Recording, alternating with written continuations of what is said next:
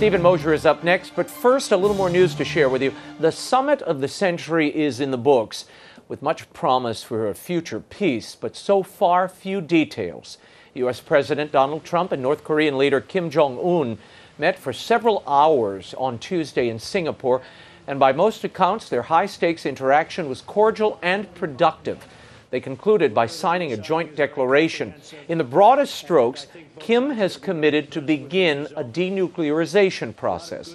In return, Trump has offered security to the dynastic regime and an end to joint military exercises between the U.S. and South Korea.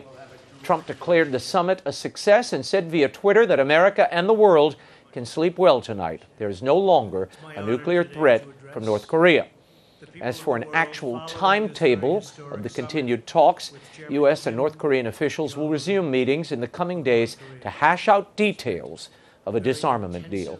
U.S. Secretary of State Mike Pompeo, who has made multiple visits to the leaders of South Korea, Japan, and China, said denuclearizing the peninsula is sure to be a complex and contentious process, but the U.S. was hopeful that North Korea would make major disarmament steps before the end of Trump's first term in office.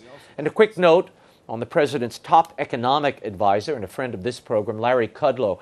After suffering from what the White House described as a very mild heart attack on Monday, Kudlow has been released from the hospital here at Walter Reed, and he is resting at home.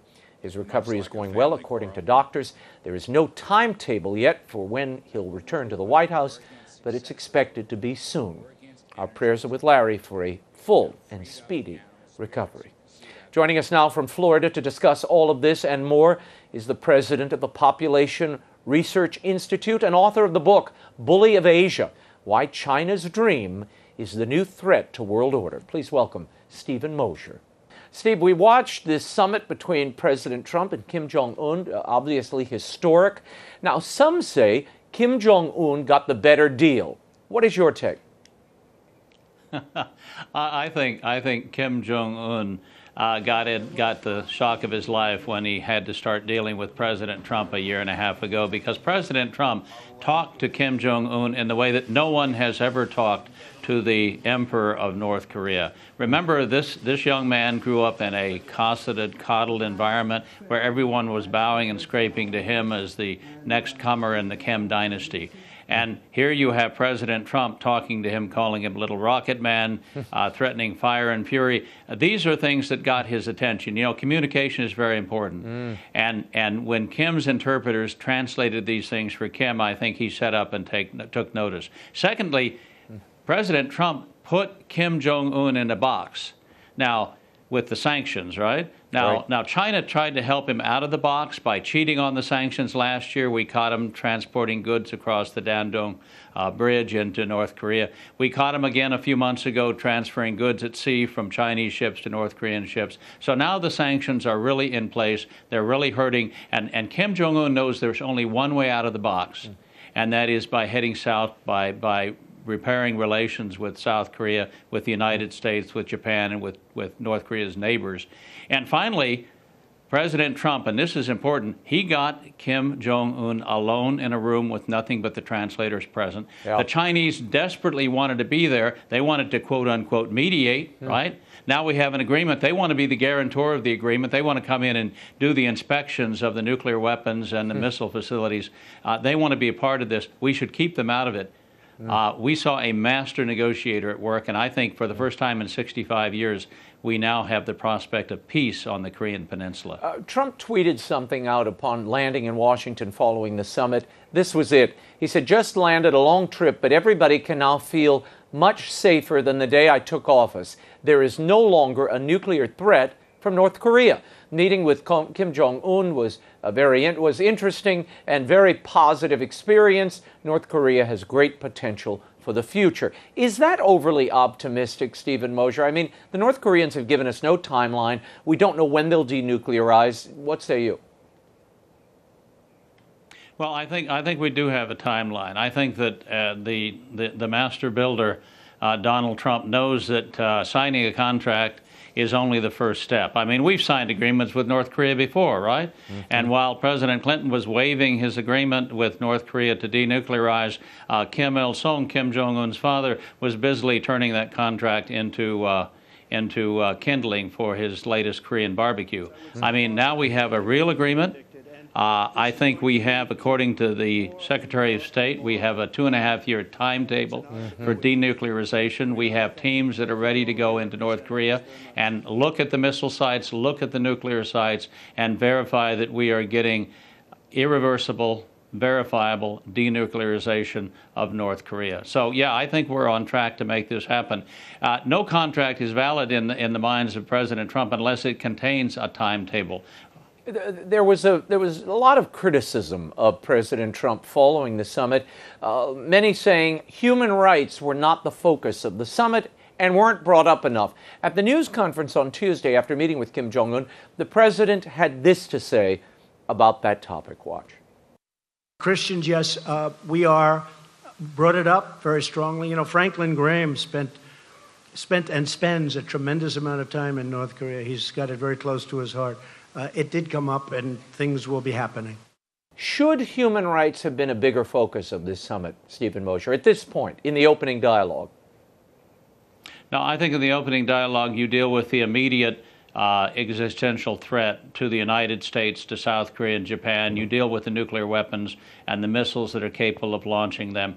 But what we want is a more open society in North Korea. And what we saw President Trump do was get Kim Jong-un alone in a room and show him a vision, give him a vision of what North Korea could be. North Korea could look like Singapore, look like Hong Kong, look like Taiwan, look like countries that are developed, that are prosperous, and where you don't have 15% of your population in brutal labor camps, where you don't put up a wall around your country and pretend you're a hermit kingdom separate from the rest of the world. So I think if the opening begins, it has a natural impetus of its own. It will pick up momentum over time, and the kinds of persecution of Christians that we see will gradually end. It won't happen overnight. Yeah. But the release of the 3 Korean-American missionaries is a good step.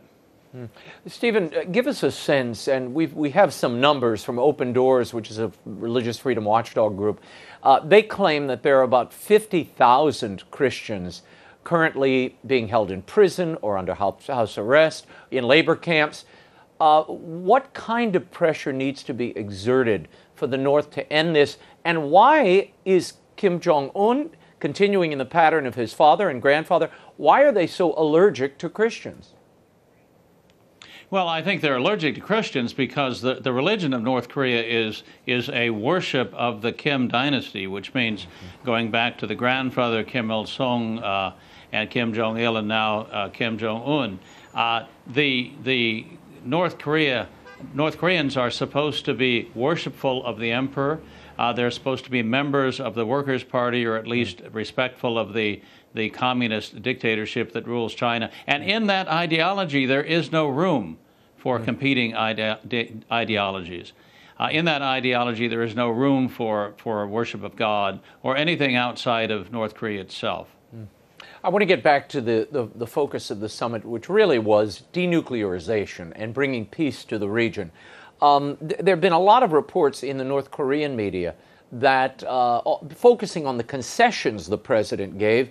Do you have any confidence that Kim won't just drag his feet and prolong the conversation while he continues to build up his nuclear reserves?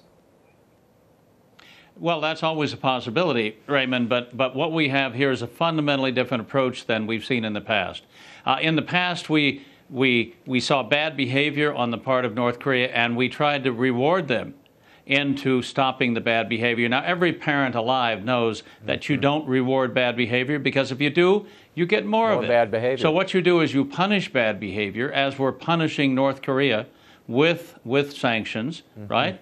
And that punishment, those sanctions will continue in place until and unless we see denuclearization. And for the first time, the sanctions are really hitting the North Korean elite. You see, I don't think Kim Jong-un cares a whit about the masses of the people. They're not real to him.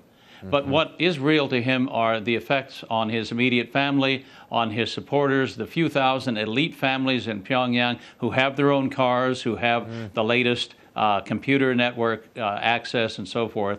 Those people are being hurt by the sanctions. They can't buy gas for their cars. The electricity goes out when they're in the middle of watching the latest Hollywood movie. So they don't like these sanctions and they want them removed. And if they don't get them removed, I think there'll be a lot of pressure on Kim Jong-un, and he may eventually be removed himself. So I think finally we're in a position where we can look for the Koreans. Both South Korea and the Pentagon were sort of shocked by the announcement that we would cease military drills with South Korea. Now, do you expect, we've heard from Pompeo that this is contingent upon the North bargaining in good faith, and if that good faith bargaining stops, those joint exercises will resume. A good concession? Yeah, I have a little concern about that myself. I have 4 sons in the military, including one who is in Iraq right now, and constant military training exercises are necessary to keep your fighting force in fighting trim, especially when you're dealing with 2 different armies, right? The South Korean army and the American army. They need to carry out joint exercises. But a temporary cessation in the exercises while we negotiate a firm timetable, it seems to me to be a reasonable thing to do. And of course, we're getting finally our soldiers missing in action in the Korean War, who've been their families have been hoping that they could be returned from North Korea for proper burial in the United States for 65 years. That's finally going to happen. Thank God. Let's talk for a moment about China's role. You mentioned it earlier. They wanted to be part of this summit. The United States said, no, you can't be. We'll take care of this. What does China want out of this deal, this peace deal? They are, as you've written about, the regime in North Korea's primary backer. They are their primary source of income and their largest trading partner. Well, let's look first at the past, right, where we had 6-party talks. We had China at the table, we had Russia at the table, South Korea. Everybody was at the table and nothing got done, right? The larger the committee, usually the less amount of work gets done. So now we have a one-on-one and we're seeing real progress. China has been cut out of the loop. Now, it's important that China stay out of the loop, in my opinion. We need to wean North Korea away from dependency on China. That's exactly the opposite of what China wants to happen here. China wants to keep its North Korean ally poor and dependent upon China. Remember, this is China's only ally in the world. This is the only country, North Korea, that China has a mutual security treaty with. And China regards North Korea as a vassal state, as a protectorate. Chairman Mao once said, North Korea are the lips and China is the teeth. And if the lips are gone, the teeth will get cold. So if we manage to move North Korea out of China's orbit, even a little bit, then China is exposed to what? It's exposed to the world of North Korean prosperity, the world of North Korean development, the world of an end of North Korea's dependency upon China. That's a big loss for China. I want to play this for you. This is Mike Pompeo, the U.S. Secretary of State, at a press conference on Thursday. This is after he met with Japan, South Korea, and China regarding those sanctions on North Korea. Watch. We also talked at some length about the sanctions. China has reaffirmed its commitment to honoring the UN Security Council resolutions. Those have mechanisms for relief contained in them, and we agreed that at the appropriate time that those would be considered. But we have made very clear that the sanctions and the economic relief that North Korea will receive will only happen after the full denuclearization, the complete denuclearization of North Korea. Can we trust the Chinese to continue imposing those sanctions, Steven Mosher? Well, I think the Chinese know that we're watching. I mean, we've caught them twice cheating on the sanctions. We've caused them to lose face. Xi Jinping, I think, is finally playing ball when it comes to the sanctions. He tried it on land. He tried it at sea. I mean, what is he going to do? The equivalent of the Berlin airlift of 1948, you know, flying goods into Pyongyang. We'll catch him doing that, too, if he tries it. So I think the sanctions regime is in place, and I cheer at the fact that it's going to stay in place.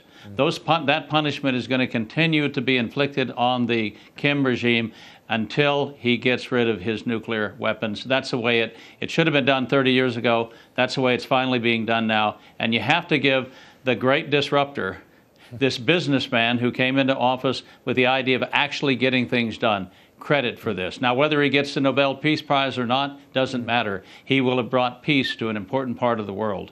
What do you foresee here in the coming days? The president himself has said this is the beginning of a process. How do you see the process playing out? And where do you think it will end? Is this going to be East and West Berlin coming together? Is this going to mean the ending of the DMZ and the state of war that continues?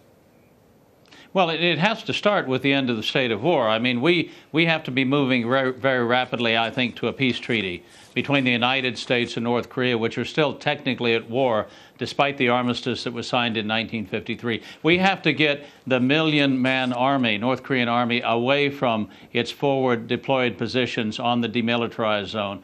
We have to move back troops on the south side of the demilitarized zone as well to stop any sort of accidental confrontation.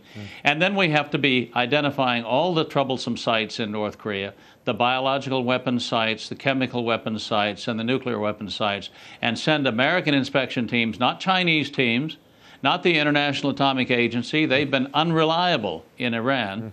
We have to send American inspection teams in to make sure that things are truly dismantled, that weapons are truly taken out of the country, properly disposed of, and then we can move forward with eliminating the sanctions. What happens at the end of the day? And I think that that day is a long way off. I think eventually, as East Germany collapsed and joined West Germany, I think we will eventually see North Korea, the regime there, collapse and join South Korea.